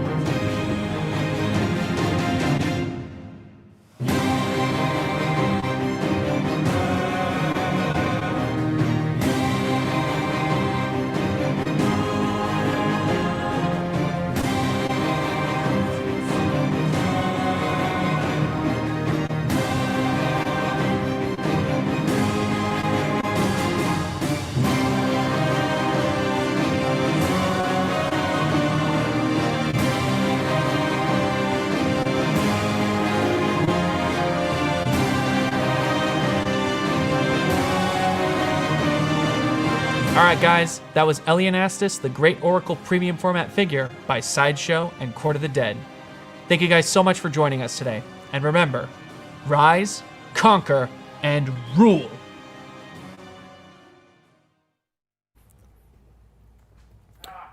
Oh, hello everyone. Welcome back to Live from Sideshow New York Con. We got memes. We got all the memes, and I just want to say that this is my professional job is to discuss memes today. So I've made it, Mom. I've done it.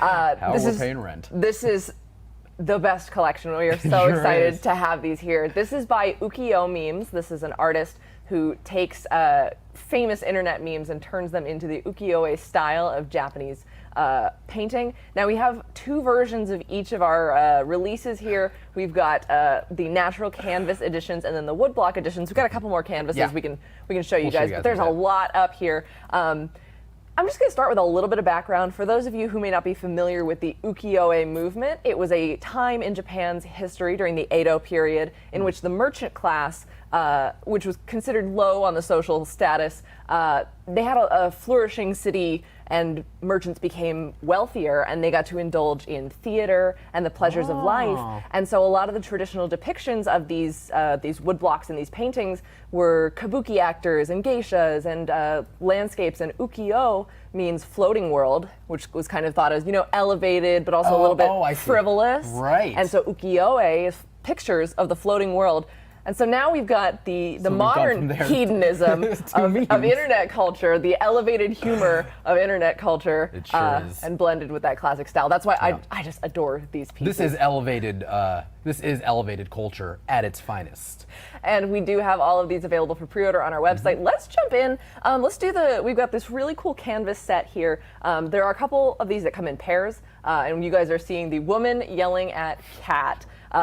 On one side, we have the canvas of the women, two beautiful geishas in this case, taken off of course, the internet meme. You guys all know the one.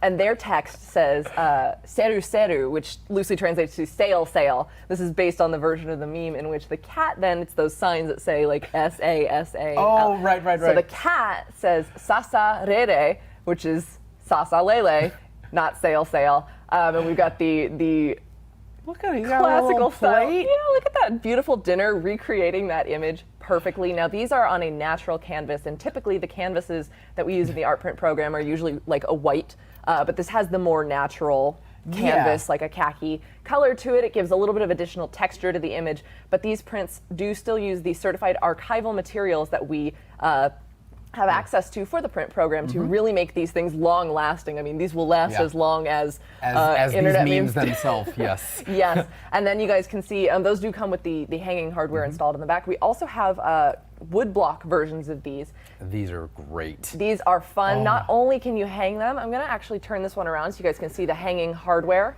Yeah, there you go. Just, it's ready to go. Yeah, it comes with it. It comes built in for you guys. Comes built in, ready to go. But they're also stackable. I like to point that out as a feature. And these have a Giclée printed cotton face. It's a long-lasting terraline cotton. The image is well preserved on there, and they are adhered, dry mounted to the Baltic birch frame.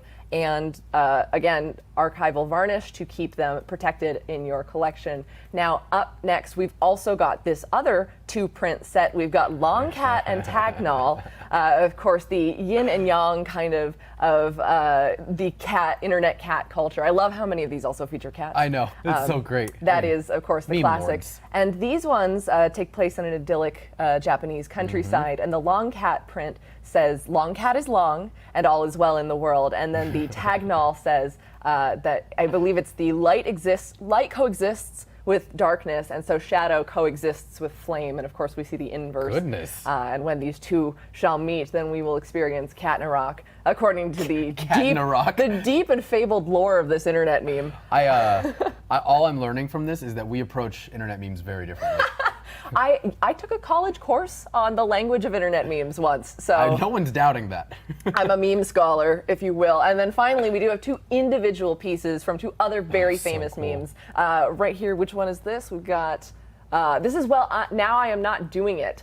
This is the famous Pingu meme. Well, Also now known as Alex Aronowitz reward code time. hey, Alex, put in those codes. Well, now that you've told me to, I am not doing it. And that's what the rough translation of the image is now I am not doing it. Of course, we see a Japanese man in the traditional garb of the time, just not having it. Yep. Yep. As you do. And then finally, we've got another beautiful geisha in the "This is fine" the woodblock print. And so we've got the flames all around her and the beautiful blue of the robes there to kind of contrast with the flames. And then the translation is "This is fine." That's a live look at actually what Amy looks like when me and Autumn are like, we don't have a script, we'll just figure it out. Yeah, live Ooh, there it is. scenes from this morning's 9 a.m. show while you guys were playing an arcade game while I was trying to talk about product. And you guys can see these are gallery wrapped canvases. Once again, we've got the hanging hardware installed up at the top, archival varnish to preserve these beautiful, beautiful images in your collection. They are sure to make treasured family heirlooms. I love that one so much. All I see is Alex now. He's so grumpy. All of these are available on our Fine Art Print Program's website. That is art.sideshow.com. These are by the artist Ukiyo Memes. Of course, I would love to see these at a party. Someone explaining, like, these are actually very highfalutin art pieces. That is how. That is is that you at parties? You're just explaining what all of your memes are. Yes. That is so cool. They look incredible. I think Long Cat goes. Oh, do we have them backwards there? Yeah, there we go. They look great. Yeah, I mean, like, these wood blocks are awesome. I do love them. But yeah, I mean, you would have to get this on this canvas. The canvas, they look so good. Yeah, the natural canvas is a really unique addition because it does give the image some additional texture to it. Totally. All right, well, I think that just about does it for this entire series. Once again, you guys can pre-order those on our website. Let me just slide that one down very gently. But of course, now after hearing this segment, people are going to say, well, now I'm not doing it. Now they're not doing it. And we'll just sit here like, this is fine.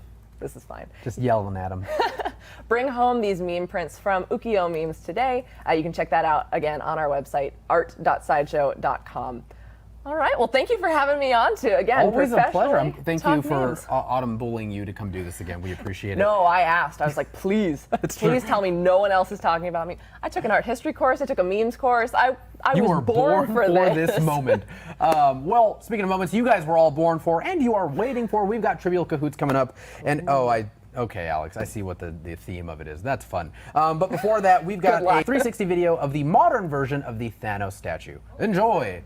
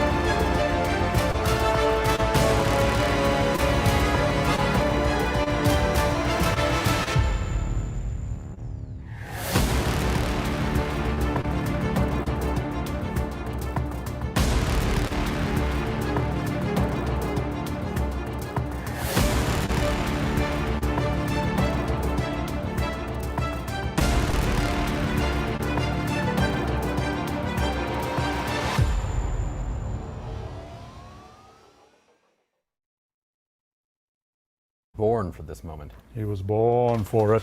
I think we're back. Thanks, Rob. Hey, everyone. He did tell us 3 times. Sideshow New He said York 3 Con. times, you're ready to go? And we said yes. I'm always ready.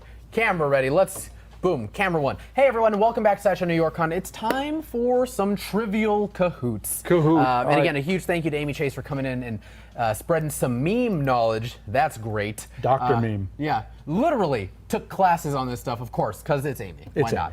All right, well, we've Rob, got cue us some up. Trivial Cahoots, sideshow.live, and enter the code NY Slime because we're talking snails. Attack of the Snails is what it's called. We're talking snails, everyone. We're talking snails. There's We're one snailing it person up. out there that like knows so much about snails, and they're stoked. Listen, snails are beautiful creatures. Slugs, I just wish they had the shells. They make me a little uncomfortable. That's true. They're like long cat. Slug is like the long cat of the snail universe. True.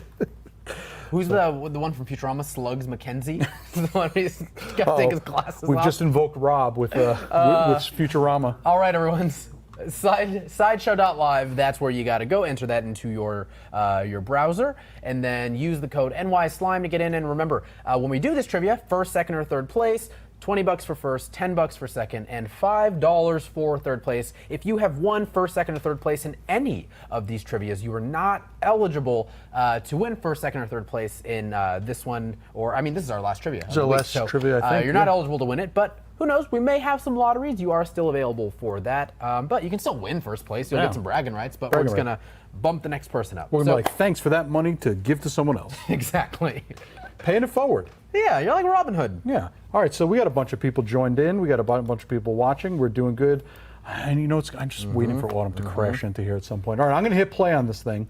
Here we go. You got 10 seconds. Hope your snail knowledge is on. 10 seconds. Good luck. And remember, when you do hopefully get a lottery, we'll get it out to you. Don't email us. We're true. Good. All right, how many teeth does the average garden snail have? They have teeth? They don't have teeth? Over 14,000, 150, or 55? The average garden snail. That's one of my favorite snails, by the way. Gary, yeah. I'm gonna go with 150. C. I have no 150? idea. I did not know. I could have gone my whole life and been just fine not knowing snails have teeth. Okay, I mean, fine. What did most people say? Most people said they don't have teeth. The correct answer is over 14,000 teeth, but they're so small. They're tiny teeth. They're tiny teeth. Listen, if you go and you shrunk down like Honey, I Shrunk the Kids, it would be like talking to King Shark. I'd hate it. That's terrifying. It's like King. Imagine a slimy version of King Shark. Absolutely not. Question 2, please. Too late. It's already in your head. Next question. The Australian trumpet or false trumpet is the largest snail species. How many pounds can it weigh? Is it 15 pounds, 30 pounds, 55 pounds, or 40 pounds? Of course it's in Australia. By the way, this is a show, and I can't remember its name, where the guy used to put on like different slow animal outfits, wait at a traffic stop, and then as soon as it sounds like a show only you watch for sure. Yeah, it was great. 15 pounds is what I'm going with. You're going with 15 pounds? Yes. Oh, I gotta remember the name of that show. If anyone remembers, shout it out in the comments. Correct answer. No, most people said. Most people, I'm sorry, said B, 30 pounds. The correct answer is D, 40 pounds? That's terrible. And imagine what their teeth look like. That's way too big. What, over 14,000 of those? Yeah. Goodness gracious. Goodness gracious. All right, next question number 3, everyone. Of all the senses, which one does a snail most depend on for survival?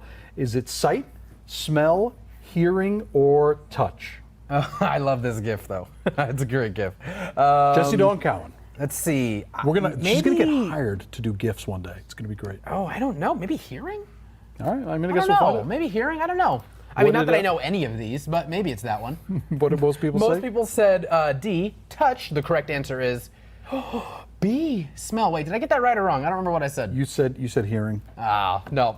I could have known I got that wrong. Yeah. So B, smell. Okay. Yeah. They use all 14,000 teeth to smell. That's God, can you terrible. imagine what that looks like? It's like wait a minute. It's like a beard made of teeth. No. That is terrifying. Move on. Oof. Enough of that. I'm traumatizing the Start crowd over. today. Ooh.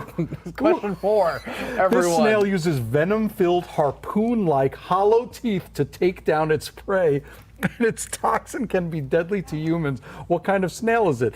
The cone snail, the shell drilling snail, the assassin snail, or the worm snails? Look at that snail. That is, you know what? Terrifying. I'm back on board with Team Snail. That's metal as heck, dude. Yeah, dude. I love it. I don't know. I mean, assassin snail, because that just sounds rad. It just sounds rad. Yeah, All right, what are most people saying? Most people, it was pretty close. Most people said a cone snail. Cone snail is correct. I've never heard of a cone snail. Yeah. And I'm glad. I'm glad. Yeah, I'm glad I've never heard of a cone snail before. Shout out to Jessie for giving us all traumatic thoughts about snails. I'm never going to Is look this at her trivia? This is her. This She is her straight trivia? up pulled every part of this trivia together, and I was Love like, Jessie. She knows what so much. Of course, she would know the most about snails. Yeah, and That's the most awesome. terrifying snails of all. All right, let's see how people are doing so far, because I love seeing that big upset at the end. All right, we got Ooh. Stu in first place. All right. Carolyn Medeiros in second place. Okay. And third place, we got Katie. Yeah. Katie. And I do love seeing 3 new names. I haven't seen these names. I don't think I haven't have. seen these names ever. Yeah. And look Very at look at nice. Hey Heather creeping up in fourth place. All right. Who knows? Let's see for the last question. Let's Is see. that Last big upset? question. Last question. On record, how old was the longest living garden snail being kept in captivity? Is it 3 years old, 43 years old, 25 years old, or 17 years old? I'm going to swing for the fences here. I'm gonna going say- with B, 43 years old. And I think about these things, Yeah. and it upsets me. Like the time I met a cat. When I was 25, I met a cat that was older than me. I was like, oh my gosh, I hope I live You as have long to as call you. this cat sir. Yeah, I'm like, thank you, sir. I was like a 28-year-old cat. Anyways, let's meet the oldest snail. That's too old. It's too old. Most people said 43. Yeah, most people said, yeah. Yeah. Well, the Wow. answer was 25. 25-year-old snail. Yeah. Still younger than that cat. Yeah. Still younger than that cat. That's an old. I mean, I'll be honest. I've never really thought about snails much until Yeah. I avoid them. I don't like to step on them, but I didn't know that they've got like harpoon teeth. They've got 150,000 teeth. It's too much. 150,000 harpoon teeth. Harpoon teeth. It's too much. 40-pound snail, 140,000 harpoon Too many teeth. All right, let's see. terrible. Who are He's our first, old. second, and third place winners here? Oh gosh, who are they? Stu, Katie, and Brad coming out right. from nowhere. Out of Wait, nowhere. Is Brad a repeat winner? I don't even know. Okay. We'll check. Brad, you know who you are. And again, first, second, and third place, email social@sideshow.com with what you won, where you won it, address and phone number, and remember, a screenshot never hurt no one. So if you got a screenshot of you winning, please help. All right, Is we, that like, can you prove that a screenshot never hurt anyone? Actually, it's probably very Probably untrue. very if I print Yeah. the screenshot out, wrap it around a brick, and throw it at you, I Yeah. think it'll hurt. Autumn's really getting pushy here, so I'm just Yeah. gonna pull up the. Guess what? What? What? Shockingly, I did a challenge. They met the challenge. They met the next challenge. They met the next challenge. So we're doing another $6 all-win lottery. all Everybody- right. I really wanted to do that one. You can't. Well, okay, you can do that one. I can do that one. You can just Okay. do that one. I'm doing that one. Yep, you can. Boom. Yes. But then everyone else is also getting and then $6. everyone else except for that person Gets will $6. get $6. All right, so let me hold on. I think they'll be fine with that. I think they'll be fine with that. Yeah. Okay, so everyone else is going to get $6 in rewards. I'm Congrats, writing everyone. it up now. Yeah. Congrats, everyone. As long as you're here, as long as you're in it to win it, and as long as you're in here now, and I need to make it this like, I don't know, how many people are in here? Like 1,800? And again, remember, if you win, while they're doing this, if you win this lottery, you don't need to email us. Right. We have your email. You're all set. But give us like 7 to 10 business days Yes. before you see it in your account. It could be much sooner. Yes. But again, all of that's done is that not manually. So supposed give us some time. All right, so hopefully this will definitely it'll work. be okay. Let me We'll do put, this one Oh, I'm first. doing this one first. Yeah. So I'm doing a crazy one. Instead of Paul dollar, I'm doing one person Yep. gets $100. $100. Yes, that is correct. One person is about to get $100. Take a look at your device. And Let's see. I don't know if Alright. it's spinning on the devices because Yeah. I know that someone said that they didn't see the spinning, but Yeah. I promise you, Yeah, I it's have a running. name here. Yeah, there's a name here. Someone did. Someone did win it. just win So $100 this in person, rewards. Congratulations. Congratulations to you. You do not need to reach out because we do have your information and we will get you those rewards. By the way, I pushed for that one. We meaning this guy. Yeah, I pushed for this one. I was like, Yeah. she was like, oh, I was $6,000. about I was to like, say no. but I really want to do that one. Yeah, yeah. Okay, so now now everyone else gets $6 in Everyone rewards. except Boom. that person. Yeah, Except which that I'm person. sure they're fine with. I think They're like, they'll be okay they're with gonna it. email them like, where's my $6? Yeah, yeah. And Here we go. Check everyone the should get it. devices. Hopefully, and I got an email about the wheel wasn't spinning on their screen, Yeah. but they verified it Yeah. when I sent out the rewards. They said they did get it. Yeah, that's so- just part of the UI. You're still Yeah, fine. the user Yes. interface might not Yep, be. So Everyone's, there you go. there's All right. a All right, lot of let's email walk addresses outta in here. here. Yeah, moonwalk on Congrats, out of here. Moon, walking on out of here. So what else do we have to do? Do we have to talk more? I think that's it. Is think that we're really wrapped. it? I think we're officially 15 minutes over. Nice. Nice. That- We did it. Well, that is literally this is the last thing that we are doing in this booth. But wait, there's one more thing I wanted to do. Today is a really special day, Paul. It's a really special day. I would like to say happy anniversary to Alan. Alan, come on screen. 1 year for Alan. Look at that. Don't you feel great about that, Paul? No, I No. don't. Thanks, Paul. Well, happy work anniversary, sir. Yeah. But before he does, seriously, I know we said it in the previous show. Alan did put a ton of work. I mean, a lot of people. But while Alan is here, Alan put a ton of work into getting the booth to be what it is, the desk what it is. Michael, cameraman Sam, Autumn, Rob, and so many other people. Yeah. Takes a village. Yeah, Takes it a does. village. And we're a fun village, I'll tell you that. We're a nutso village. Yeah, we But chased that Frankenstein monster right out of town. Also, happy birthday. Yeah, thanks, man. Okay. I know, you've already said it. Yeah. This means nothing because you're just doing it for the I'm likes. doing it for the likes. Clout. For the clout. For the clout. Seriously, thank you guys all so much. We're done. We are done in the booth. Say goodbye to the desk. Say goodbye to the booth. I mean, we will have some photos, up of the booth throughout the week. You can follow us at most places at either like Collect Sideshow or at Sideshow while you're there. Follow, like, subscribe, hit the notification bell, because every time you do, it's another minute that I don't have to be around Alex. And man, I'm counting down the days. You're racking them up. Congratulations to all our lottery winners. Again, remember, give us some time. The rewards will just be in your account if you won first, second, or third place in any of our trivia at all. Please email in, and again, still give us that 7 to 10 business days, but you have got to email us. Yeah. Alex, thank you so much for being with me all week. It's been such a pleasure, man. Yeah, it's been great. We're not done. We've got one more show, but that's just for the Facebook group at side.show/geek group. That is that Sideshow show. We're wrapping up. We'll try to wrap up the entire event. I don't know what you think is happening, but thank you guys so much. Have a great week. If you are at New York Comic Con, enjoy, have some fun. We'll see ya, and don't forget to let your geeks out show.